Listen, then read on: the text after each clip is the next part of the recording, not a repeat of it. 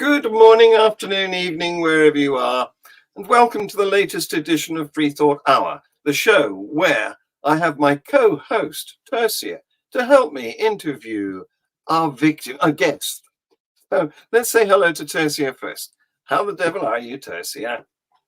Oh, I am doing very well, thank you. I'm in Mossel Bay. Regrettably, I'm not on location for Freethought Hour, but we have good Wi-Fi. So as long as I keep still, apparently the connection is all right. So I'm privileged to be in Mossel Bay, which is on the south coast, the Garden Route. We had terrific storms last week, and there were actually some serious damage and road closures. We traveled all the way here in rain, and it's still cold, and you can see I'm all wrapped up.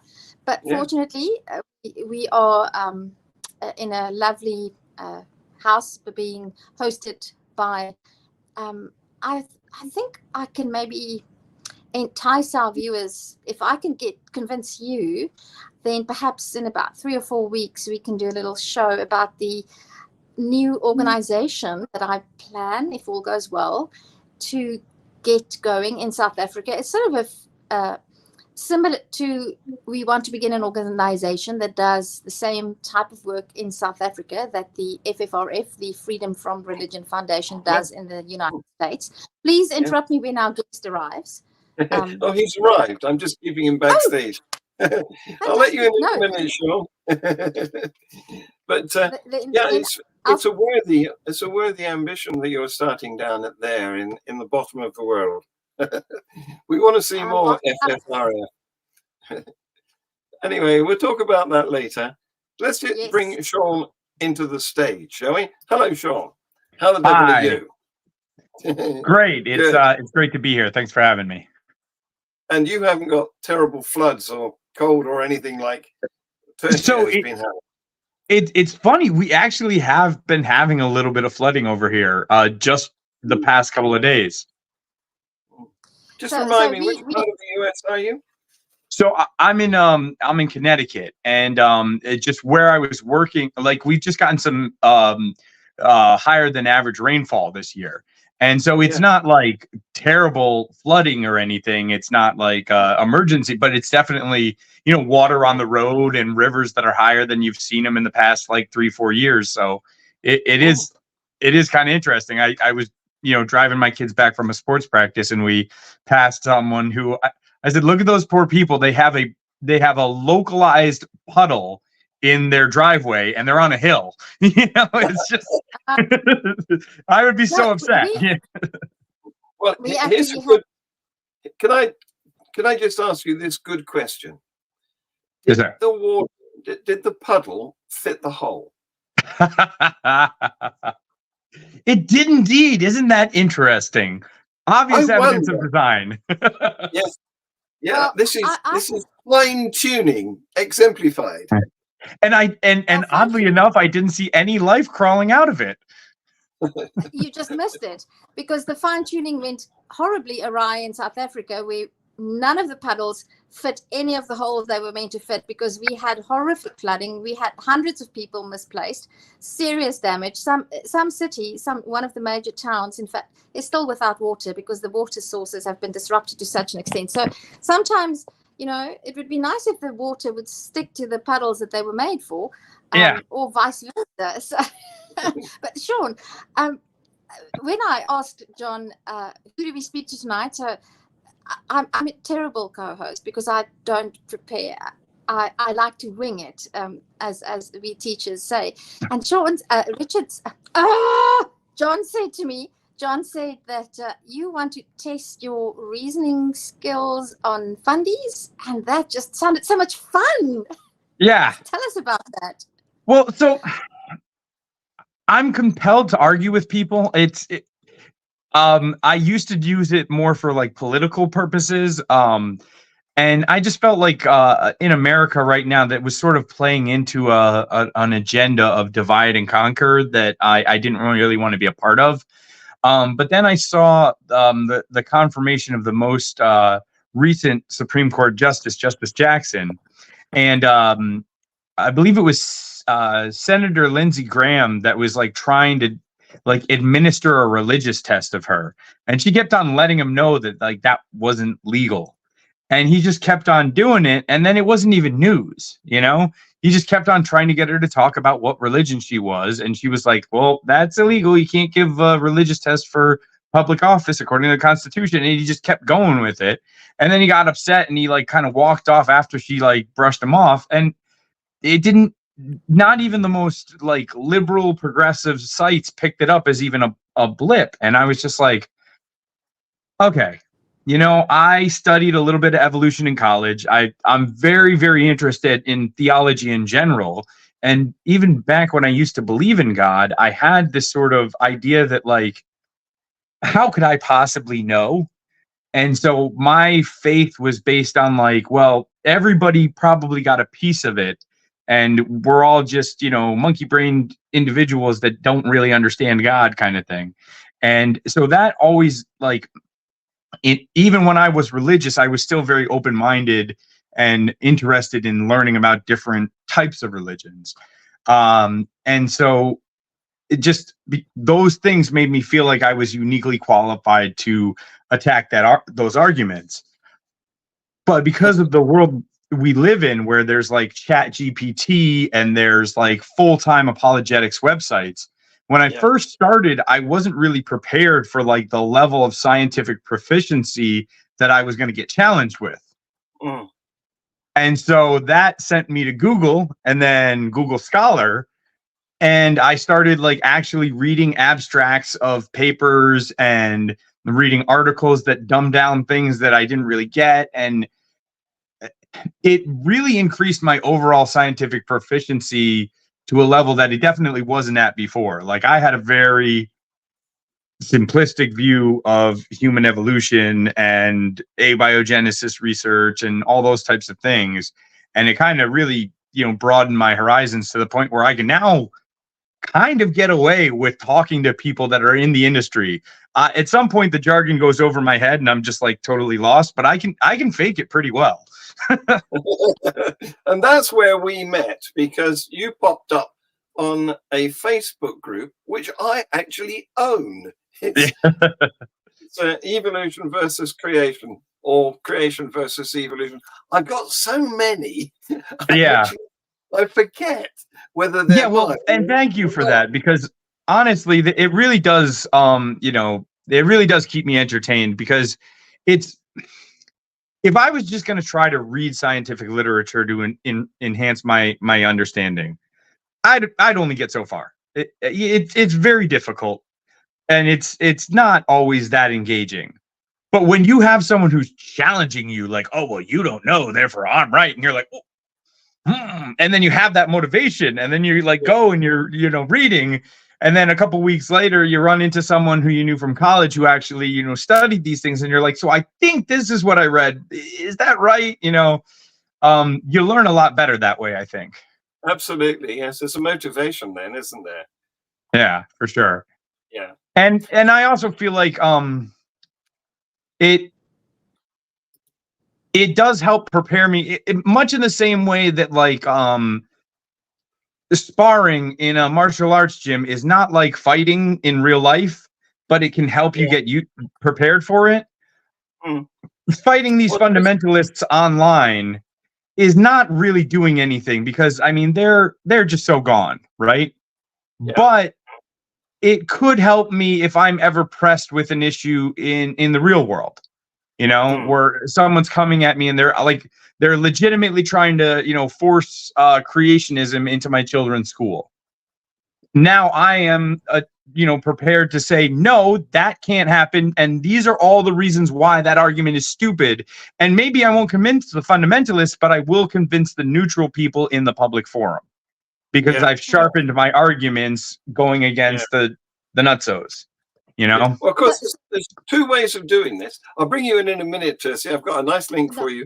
But there's two ways of doing this, because you can reason with them, and you won't expect to win, because they're too dogmatic in their viewpoint. Yes, we can hear you. Yes, but the other way is to just say, that's enough. Sorry, I don't want to listen to this anymore. And I confess, I confess I did that the other day because I was busy working and there was a knock at the door and I had too much work. I went down and answered the door and it was 2 Jehovah's Witnesses. I've got a funny story about Jehovah's Witnesses. Finish mine first. Yeah, go for it. They came out with their "Do you want to know the truth?" opening gambit, you know. And I said, I think I know the truth better than you do because I'm a retired science teacher and I'm president of Atheism UK. Bugger off! I told them, I literally told them to bugger off, and they did. They wanted their watchtower back, which they just handed me, so I happily gave it. Oh, nasty! You had to give it back. You couldn't even use it. I mean, just in case you run out of bog roll. Shame. That's so mean. I mean, if you soften it up nicely, it could be useful. Kindling, perhaps, if you have a braai. Tell your funny story, Sean. Okay, well, so the last time Jehovah's Witnesses came to my door, I let them know right off the bat. I was like, listen, you're not going to get very far with me. I'm an atheist who argues with, religious people online for fun. But I do have right here a blank slate for you if you would like to try. And I brought my 4-year-old daughter to these 2 Jehovah's Witnesses. And I said, go ahead. And so they started talking to her. And I swear to God, like, I don't push it on her. I try to ask them questions when theology comes up. I let them know how I feel, and that obviously is going to impact them. But I really, really, really try to use a light hand, especially like my son has once or twice said that he believed in God. And I was like, really, why do you think that? Instead of like, oh, you're not allowed to in this house, you know? So my daughter says right to the Jehovah's Witnesses, I don't really believe in God. Like at 4 years old. And I was like, yes, baby girl. And so then they were like, well, isn't that interesting? And then the older woman was like, that like the younger woman, you could see that like she like her wheels were turning. Like the fact that this 4-year-old wasn't buying what they were selling was really kind of getting to her. But the older woman, she was still on message, right? So she goes, well, young lady, you live in a house, right? And my daughter's like, yeah. And she's like, and someone had to have made this house, correct? And my daughter's like, uh-huh. And she's like, well, look at this tree. Who do you think made the tree? And my daughter goes, And she's like, and that's how we know that our Lord Jesus Christ is the Savior, because when we pass away, he'll be waiting. And my daughter goes, actually, I was thinking about it. And I think the tree made itself. And it was like, yes. Oh, and it just like such a proud moment. Like, yeah. You know, she had another one that I thought was pretty cool today, but it's a little less about religion, but just at her they do mixed martial arts, and there was a boy that was calling another girl a lesbian. And I was like, ooh, that's not good. But like, I was feeling a little bit awkward because it was someone else's kid and someone else's class. And I was like trying to like navigate the social constructs of, is it okay for me to, stop this because I think it's wrong? And my daughter just goes, I'm offended by that. You shouldn't say that. There's nothing wrong with being and like the guy kept on going, and like it started to get into a fight between him and the girl. And then my daughter just goes, oh yeah, well, you have a crush on and just like totally flipped it on him. And I was just like, wow, baby girl, that was cool. That was impressive. I gotta give you that. Can we have her on the show? Right, like, in a couple of years. She's 10 now, so. Well, I was just going to say, why do you need us to sharpen your skills at reasoning with fundies? Just take a few pages from your daughter's book. You seem to have everything very well in hand there.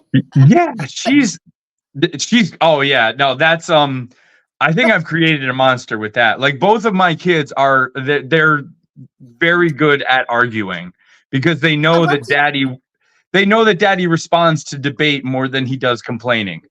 So, like, if they can come up with a counter reason as to what, shouldn't have to do this because versus I don't wanna, they know that's not going to work, but I shouldn't have to because I did do before. It's like, oh, well, that is true. Sean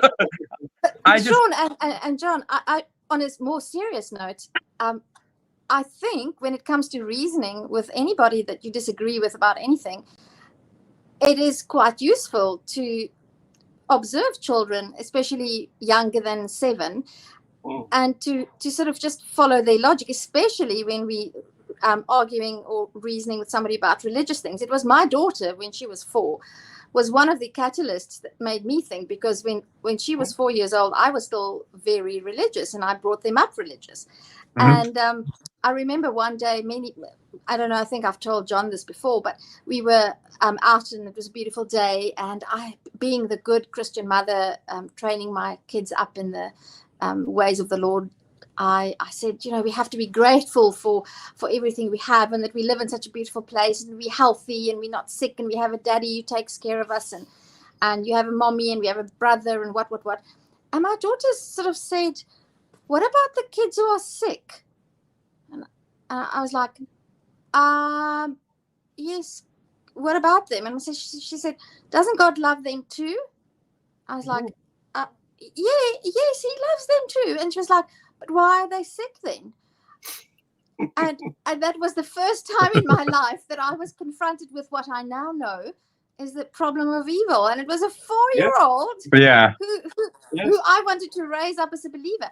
And the other profound insight that happened in my family, and it's also a child, and that's the simplicity that I think we often miss when we engage with religious people. So in our school system, children are indoctrinated to be religious, and I was when I deconverted, I also never forced my non-belief on my kids. I still want to encourage them to carve out their own worldview, but because it's such a big thing in South African schools, and it's such an anomaly to have a mom who's not religious.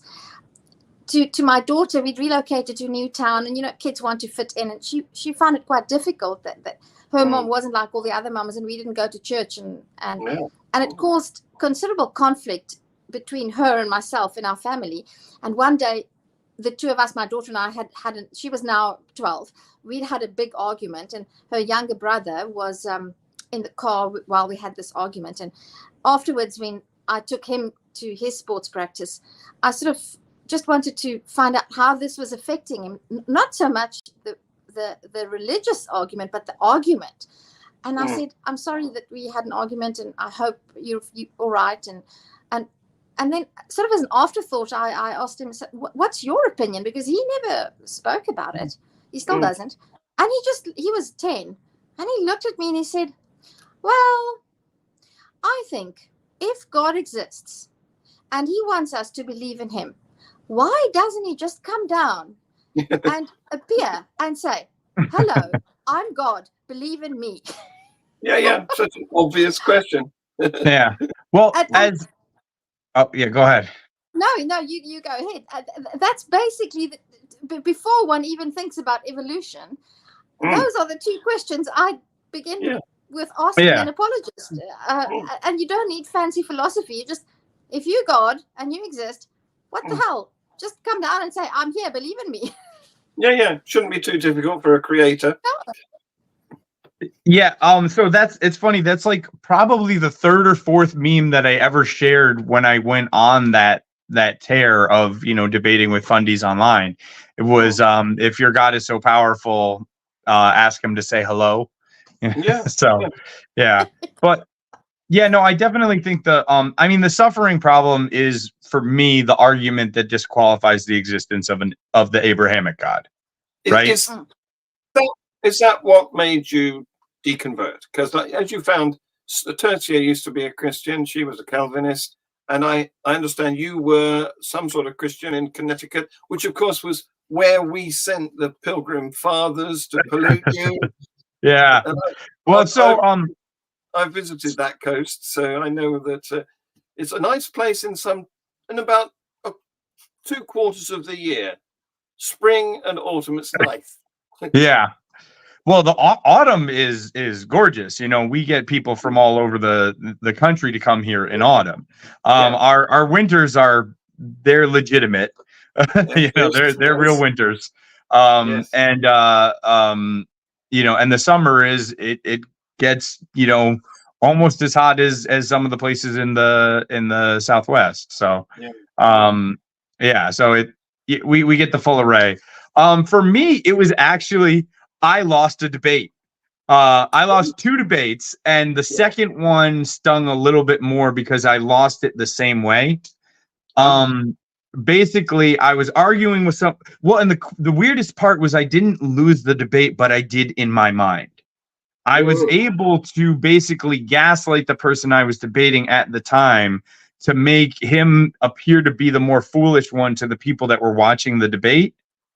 Which was really just one other person, you know, but like she was convinced that he was being an idiot, and that he was just repeating himself over and over. But he hit me with basically the flying spaghetti monster argument, but he used the word pie, and he was just like, it's just stupid to me, the idea that anything created the universe. So like you telling me that you think God created the universe is like me saying that pie created the universe.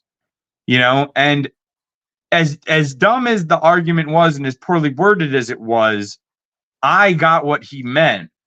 And then it got me thinking about what is the positive demonstrable evidence of a God. And there isn't any. You know, there's I don't know, therefore God. That's probably like the A tier God argument, right? Yeah, that's the best one they've got. Yeah, and then there's sort of the initial cause argument. You know, there has to be a catalyst, and a catalyst that is eternal makes sense, you know. And in a way, there is a branch of science that, you know, you could call the multiverse cascading cluster of energy theory. You could consider that something like a creator God as well. I don't know that necessarily fits, but because like that, the physics behind that are like well above me. But this idea that there's an infinite and eternal cascading energy source that just creates universes, and that led to the multiverse, you could kind of finagle that into something. And so I think those are probably like the best 2 arguments for a God. And then there's sort of everything else underneath that. You can't eliminate a possible God. Exactly. But I think you can eliminate the Abrahamic one because of the suffering. Because the Abrahamic God is a personally invested, all-knowing, and all-powerful God. And you can't be... Yeah, and all good. And like... I almost... Probably the best counter-argument for that came from the show called Moral Oral, which... you know that dog that used to be like, hello, I don't know, Davey. I forgot the... so there was this old claymation thing that was a little bit religious, and so a couple years later, Cartoon Network's adult cartoon line Adult Swim did a parody of it, right? And it was called Moral Oral. And so it was like a claymation style, and it was just this kid that was like hyper moral, and like in the first episode he like, you know, summons demons from the Necronomicon or whatever. But like the gag is that he's trying to be a good Christian, but being a good Christian makes him an awful person. But he's like genuinely good. And so there's this one part where he's like talking to his pastor, and he's like, I thought everything that God did was good. And his pastor goes, oh, no. Everything God does is right. And I was like, well, and so I've always said that if there is a God, my whole like philosophy on that is, because like you said, you can't rule it out, right? So the only God that I can kind of believe in is sort of like a God whose body is the universe, right? And if you think of your own body, if you get an itch, you're going to scratch it, right? So to all the microorganisms living on that area that just got scratched, they're gonna die. That is horrible. But for the body as a whole, that's a great thing, you know? And similarly, there are people that are like, oh, well, I know God's purpose for me. Really? The being of infinite knowledge who is concerned with all of creation, you know his plan for you? Because what if your purpose on life was one day you're walking down a street and you kick an acorn? And so everything else that happens in your life, when your lover breaks up with you, when your parents die, when you get that dream job you always wanted, none of that mattered.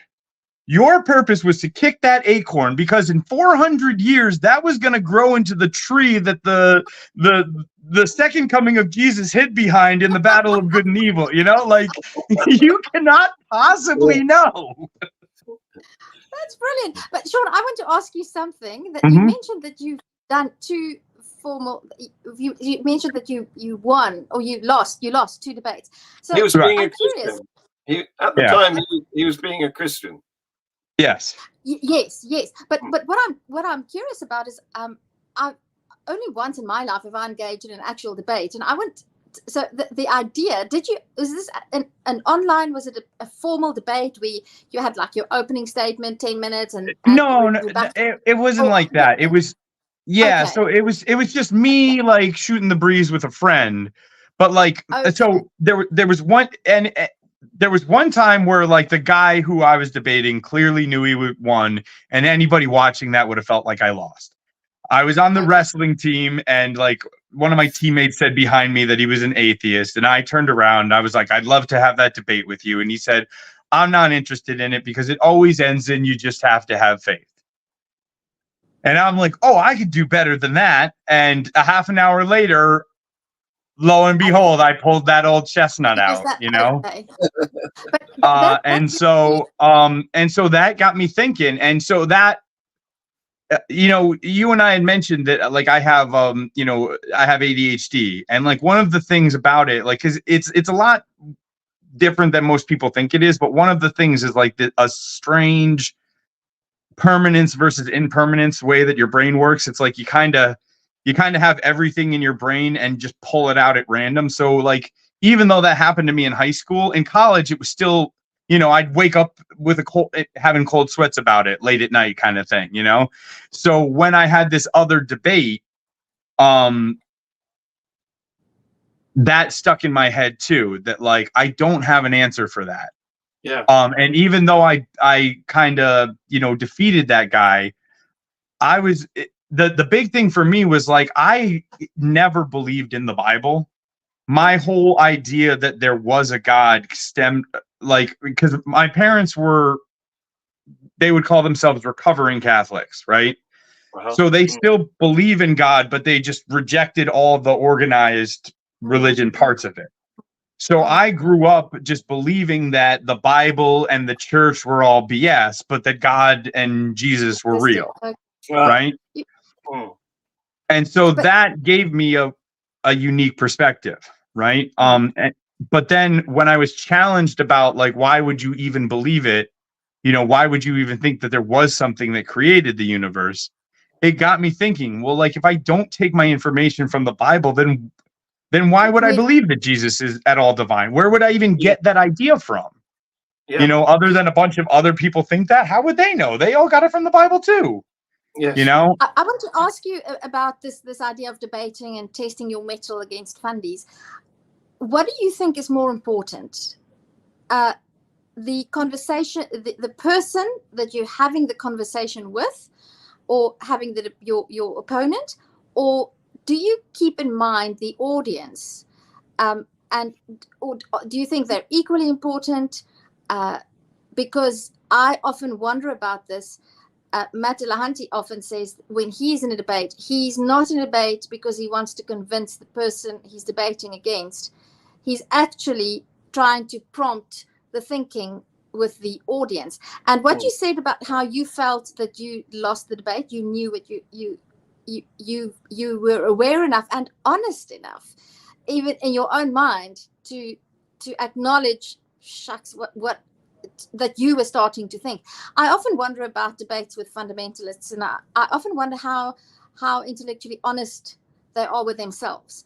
So those are basically the two things I'd like to ask, and it's for that reason that I'm often confronted by people who say, "Why do you talk to these people?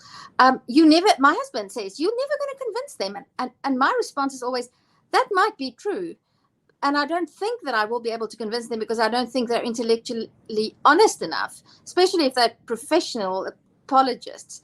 But there might be somebody in the audience, and I might ask a question." What's your view on that? Yeah, so I think you're right about like converting the audience member, which is, why I'm doing this. I think there are legitimate truth seekers out there that,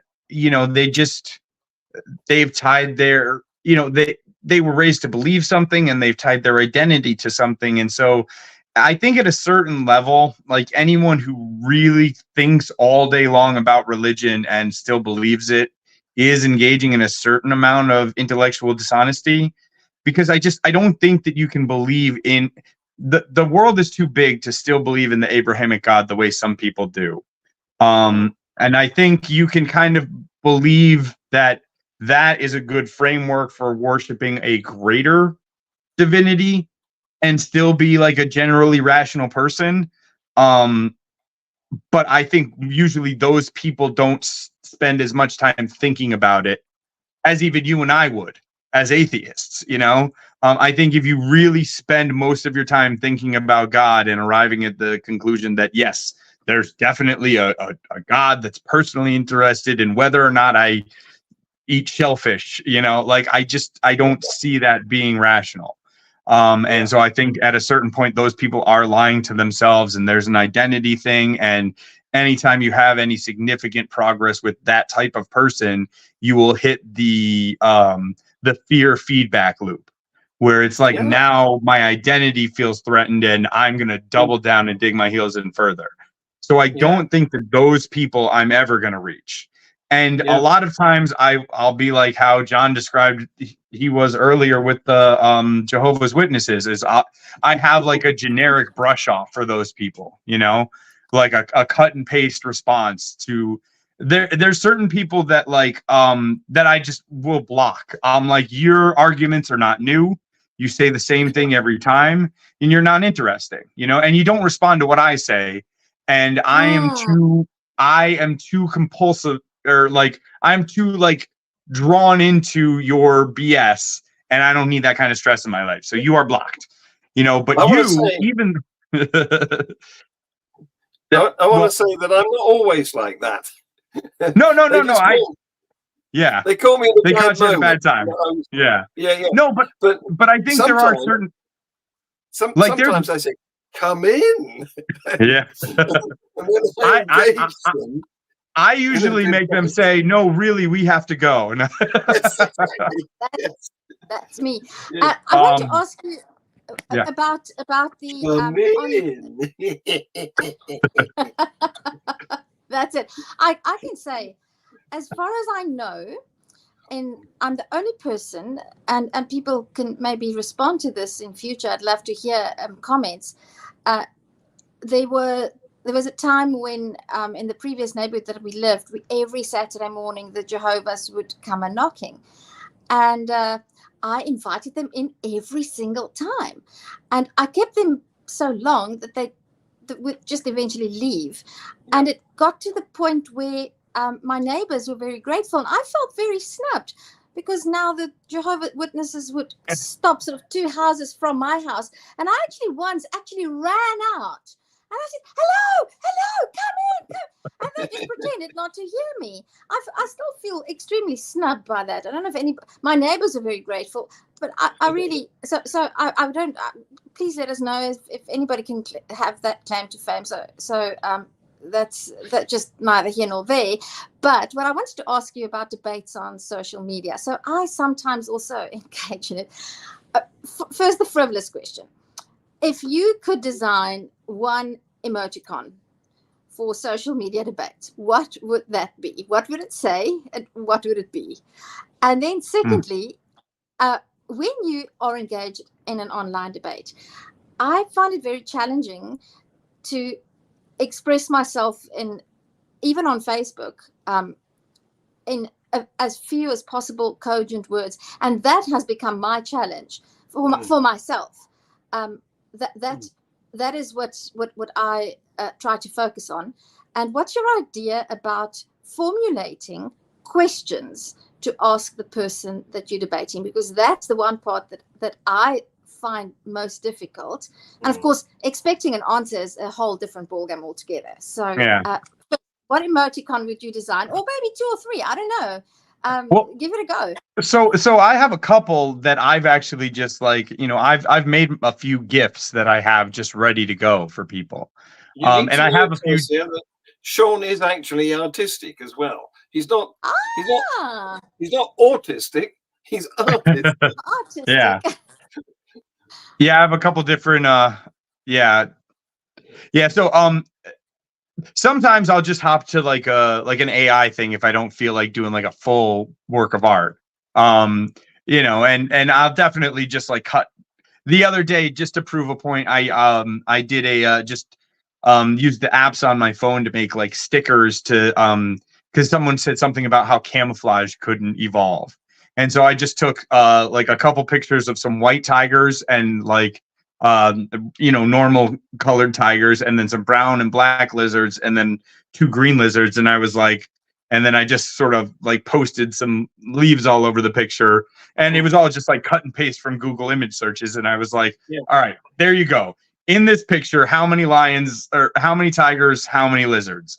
Any tigers you can see, those don't get to eat and they don't get to reproduce. Any lizards you can see, they get eaten and they don't get to reproduce. And that's how camouflage works. Well, can I give you a tip? Have you heard about the pepper moth? That's one of the first ones we learn about. Yeah. That's such a good example, because the evolution was actually witnessed over the period of less than 100 years. Where these pepper moths went from light colored to dark colored because of the pollution of the Industrial Revolution. So and back again after the Clean Air Act in 1956. Yeah, right. Exactly.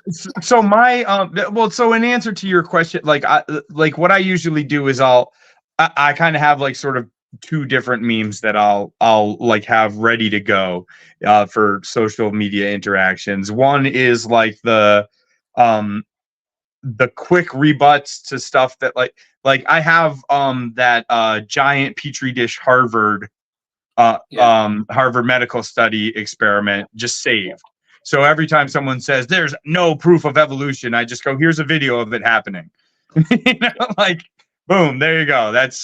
So like, let's right there, just throw that out. There is proof. It's just a matter of levels. But then I'll also have like stuff like, I have a GIF of the Princess Bride, the scene where he goes, truly, you have a dizzying intellect.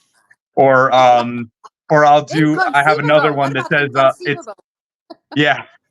And then I have another one that's just the Dunning-Kruger graph, and it says the first rule of Dunning-Kruger Club is you don't know you're in Dunning-Kruger Club.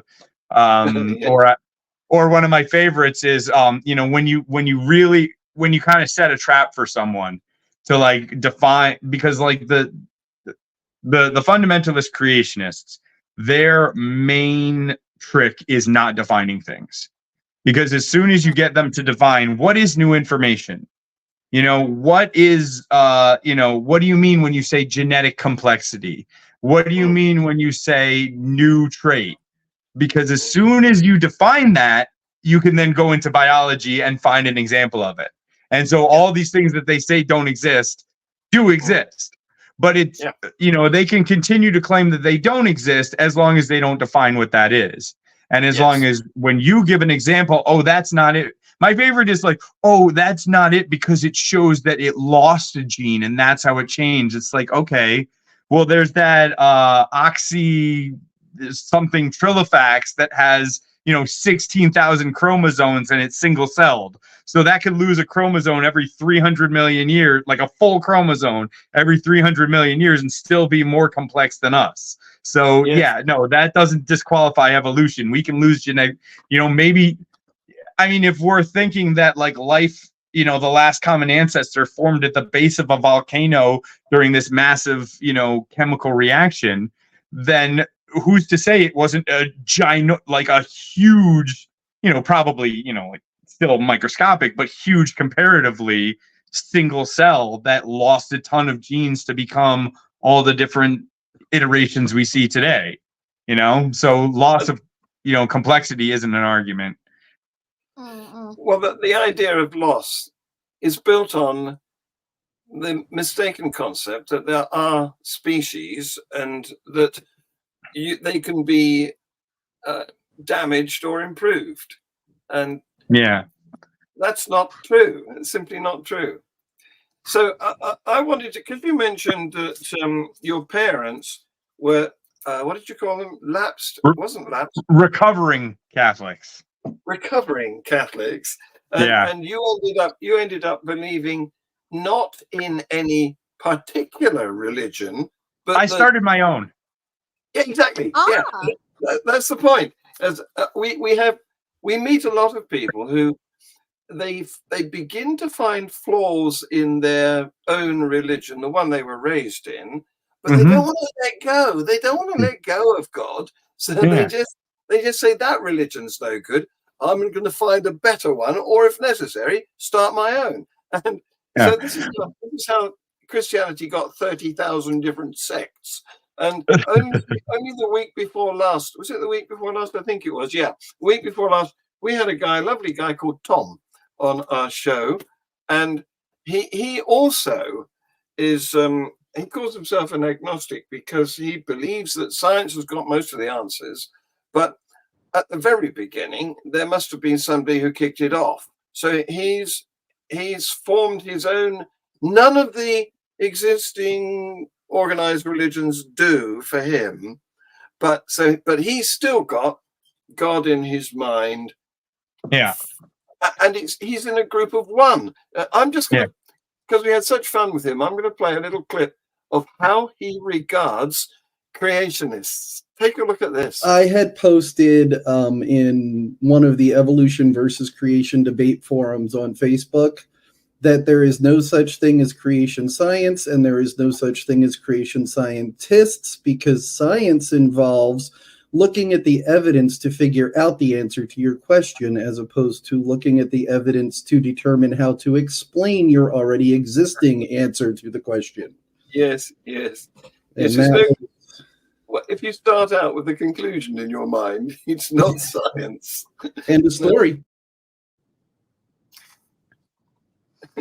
Yeah, that the science of confirmation bias confirmation, I believe is well, so I would call what his religion is, I call that the God of dead godism. So it was just a ridiculous argument that I came up with. What the God of dead godism goes something like this: God existed exactly twice in all of existence, and at no other time. Once at the very beginning of the universe, and then it died and didn't exist again until it created life on Earth, and then it died again, and it's gone, and it's never coming back. And it's eternal in that no matter how many times the universe restarts, it will create the universe and create life, but in all other regards, it doesn't exist. And I feel that basically, like, if you start with that as your point of view, there is no argument for God. There is no God that you can support better than the God of dead godism, in my opinion. He's mostly eternally dead. Yeah. And then sometimes if I feel like being even more cheeky, I'll say it wasn't a single God, it was a council of 13. And they lived on a mountain. Yeah, well, just to go against the concept of monotheism, because I think I think when you really think about it, it's like there has to have been a God. Well, hold on, there couldn't have been two. What if the universe was created when two like equally opposing cosmic entities collided together, and that was the catalyst for the universe? You know, like there's very clearly life in the absence of life, and you know, dark and light matter, and all these different conflicting forces. You know, maybe we don't know what gravity is. You know, we don't know what dark energy is. Maybe those are gods. Like, what makes you say there's one God? You know, like you got it from a book that has a lot of problems. Like and my biggest thing, my number one thing is in the debate about does God exist or not. There are some people that want to use their holy book in that. And I'm just saying that just by acknowledging words mean things, we're saying that God created stuff, right? So looking at the universe and the world that God allegedly created is orders of magnitude more beneficial in learning about said God than looking at a holy book, and would immediately trump anything in a book that we know for a fact is written by humans. Because if you and I are debating, does God exist? Just by me agreeing to that debate, I have to admit that the concept of a God created the universe. And you are saying that God absolutely created the universe. So on that one point, God creating the universe, we agree. So let's take our information from the universe and not some friggin' book, because we do not agree at all that God wrote that book. You know? There you go. You just inspired me, Sean, when you said that perhaps these two entities collided and that created the universe. And that's why these conversations always remain interesting. Sometimes I think, why do I still bother to have conversations like these? But this proves to me that we have to continue the conversations, because you just inspired me to give you the following question that you could perhaps ask some creationist. So I had this when you mentioned these two entities that collided. Now, I've never come across the idea that if there was this creator who created, that we could, what if we are creatures living on a coprolite of a god? Yeah. I mean, what would evolutionists, creationists think about that idea? I've never come across the idea that we could be creatures living on fossilized god excrement. It's always something. It's always something majestic and beautiful. What? Yes. How do we know it's not? We're not stuck on God's coprolite, you know? Yeah. Or like, what if, you know, the fact that life existed on Earth was really just a fluke, and like somewhere a lot closer to the center of the universe is the one that he actually cares about, and just someone.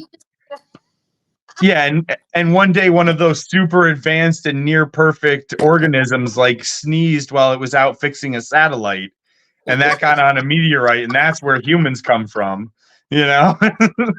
And the planet that God actually cares about is billions of light years away and not even discovered. There's no limit to what you can make up. Yeah. Are you taking down notes? Because I mean, the more possibilities we can create, we can ask our evolutionist friends, what about this possibility? Yeah. Well, and that's the thing that drives me so crazy about fundamentalists, because I would love to have conversations all day long about what could possibly be the nature of the divine. I am constantly categorizing myself as a reluctant atheist because, like, you know, I'm a martial artist and I spend a lot of time watching, you know, like debunking of fake martial artists on YouTube. And I always want one of them to be real. You know, I always want one of these like no touch knockout masters to just like square up against the MMA fighter and just actually knock him out without touching him. You know, like that would just be so cool. Or like I saw a debate with Gutsick Gibbon, the YouTuber, versus a guy who's actually, you know, a legitimate scientist that studies footprints and believes in Bigfoot.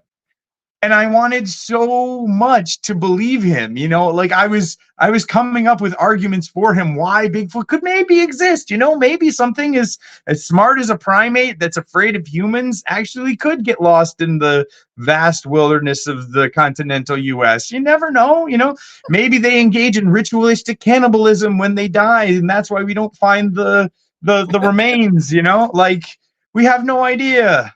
But like at the end of the day, you know, there's the let's have fun imagining. And I think that absolutely is a part of being human. I think if you look at like the evolutionary record, the thing that sets us apart from the tool making, clothes wearing, fire making animals that were like us and us is abstract thought, right? And part of that is being religious. And part of that is making art, and part of that is just seeing things that aren't there and imagining what they could be like. And on that subject, I want to show Tercia this. Home on a Lady. Yes. That's Sean's artwork. Wow. Wow. That's amazing. Well, I mean, why do you engage in debates? Just post that. I mean, that should cover it. Well, so I'll answer that very quickly. The number one reason why I am not an artist is because people do not value art of unknown artists like they should.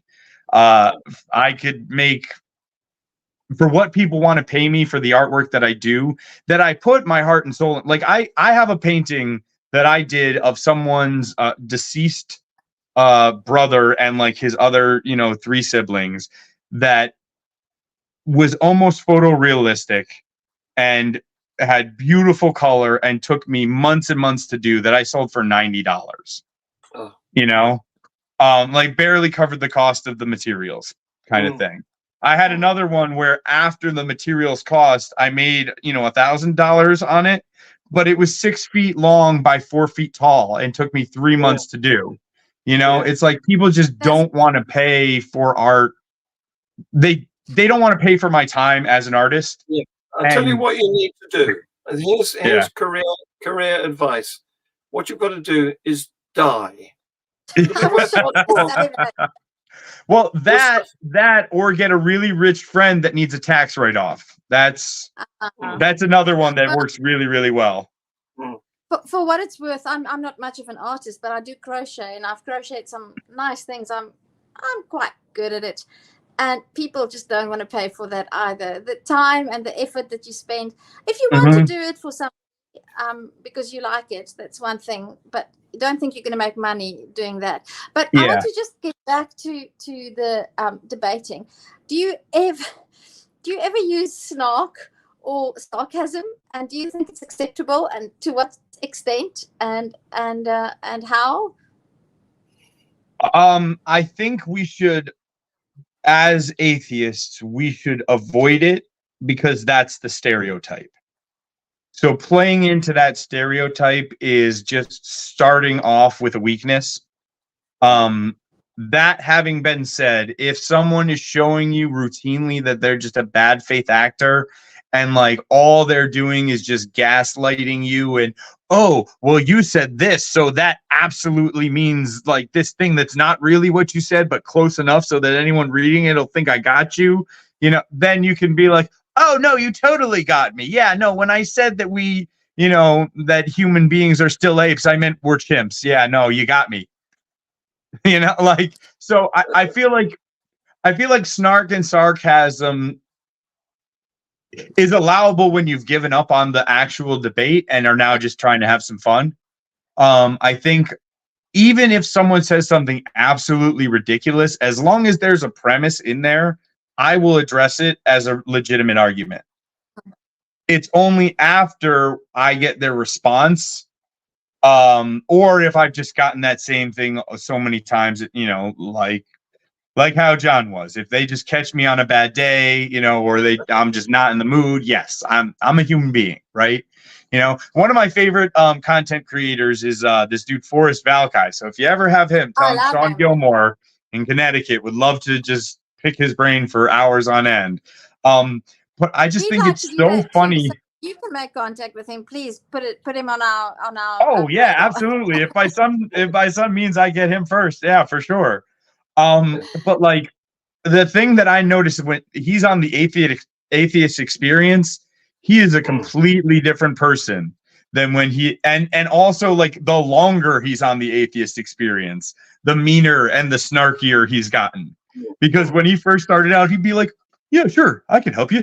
Let me talk to you about that. Let me explain. And now he's just like, no, I don't care. I've heard it all before. You're just plain wrong. Let me explain why. So like, I think the problem is that there's only so many arguments for a God. And they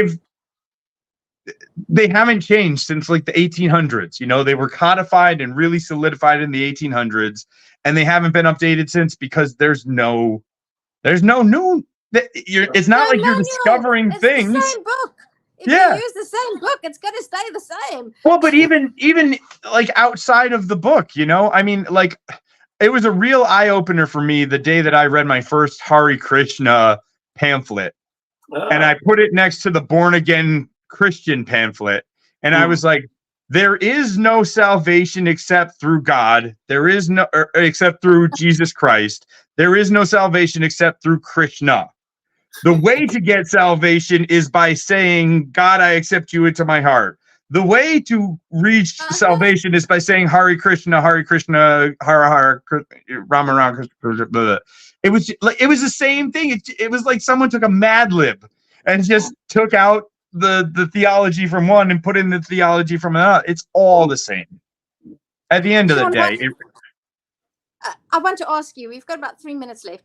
Would you go on modern day debates? Would you like to? Yeah, no, I think I would for sure. Like the one thing I need to be careful with is doing these types of things and like kind of getting my name out there is I did recently just take a government job. And so these views are mine and not that of my government, you know? So, you know, and so I'm a little bit hesitant to do things that are like specifically me taking a stance on things like this. I felt like was okay because it's just me talking about my own opinions. But like for me to actually say I strongly believe this, I feel just send your daughter. She'll do a good job. Huh? Yeah, right. Just send your daughter. She would crush it. Yeah. Well, I got two more. I can't wait to see how they start to put stuff together. I think she's my debater though. She was born on President's Day, so you know who knows in a couple years. Politician, yeah.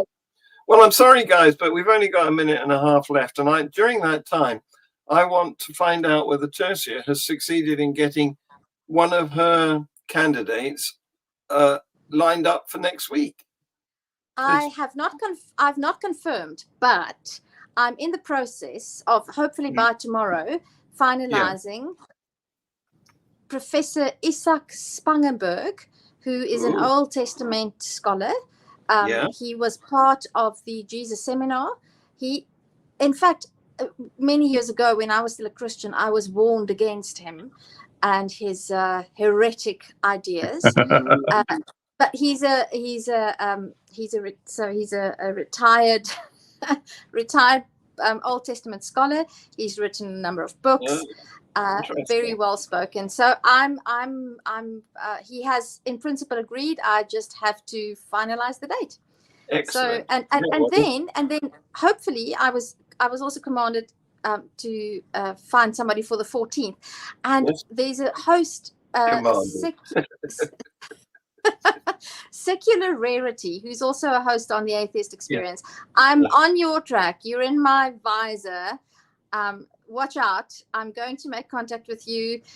Secular Rarity. Hopefully, keep your fingers crossed. Send those prayers heavenwards. Hopefully he can pitch up on the 14th. And Sean, it was lovely to meet you. If you ever in South Africa heading this way, come to us. I'm in Mossel Bay tonight, but Worcester is also a nice place. And come and see Pinnacle Point, where humans lived before we were properly humans. So it was lovely to meet you. Good luck with the debate. Sounds great. And we'd love to meet your daughter. She sounds like a fantastic young lady.